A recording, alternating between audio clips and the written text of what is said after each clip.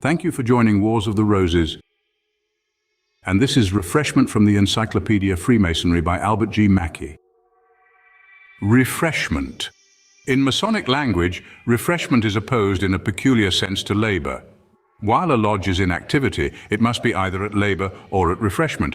If a lodge is permanently closed until its next communication, the intervening period is one of abeyance, its activity for Masonic duty having for the time been suspended, although its powers and privileges as a lodge still exist and may be at any time resumed. But where it is only temporarily closed, with the intention of soon again resuming labor, the intermediate period is called a time of refreshment, and the lodge is said not to be closed, but to be called from labor to refreshment. The phrase is an old one and is found in the early rituals of the 18th century. Calling from labor to refreshment differs from closing in this, that the ceremony is a very brief one, and that the junior warden then assumes the control of the craft, in token of which he erects his column on his stand or pedestal, while the senior warden lays his down. This is reversed in calling on, in which the ceremony is equally brief. The word refreshment no longer bears the meaning among Freemasons that it formerly did. It signifies not necessarily eating and drinking, but simply cessation from labor. A lodge at refreshment may thus be compared to any other society when in a recess. During the whole of the 18th century and part of the next, a different meaning was given to the word, arising from a now obsolete usage, which Dr. Oliver, Masonic Jurisprudence, page 210, thus describes. The lodges in ancient times were not arranged according to the practice in use amongst ourselves at the present day. The worshipful master indeed stood in the east, but both the wardens were placed in the west. The south was occupied by the senior entered apprentice, whose business it was to obey the instructions of the master and to welcome the visiting brethren after having duly ascertained that they were Freemasons.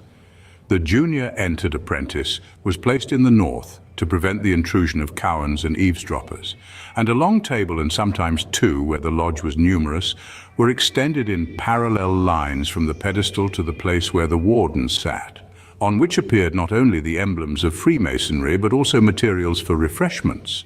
For in those days every section of the lecture had its peculiar toast or sentiment, and at its conclusion the lodge was called from labor to refreshment by certain ceremonies, and a toast, technically called the charge, was drunk in a bumper, with the honors, and not unfrequently accompanied by an appropriate song, after which the lodge was called from refreshment to labor, and another section was delivered with the like result. At the present day, the banquets of lodges, when they take place, are always held after the lodge is closed, although they are still supposed to be under the charge of the junior warden.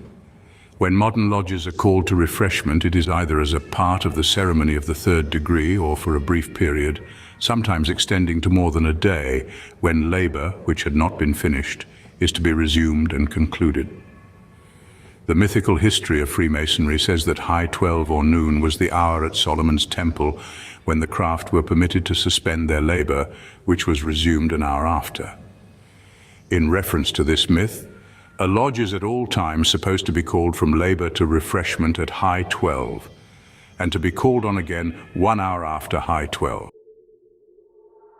Thank you for watching, and please don't forget to share, like, subscribe, and comment. And if you can, please consider donating to Wars of the Roses. Links to PayPal and Patreon are in the description. Thank you so very much.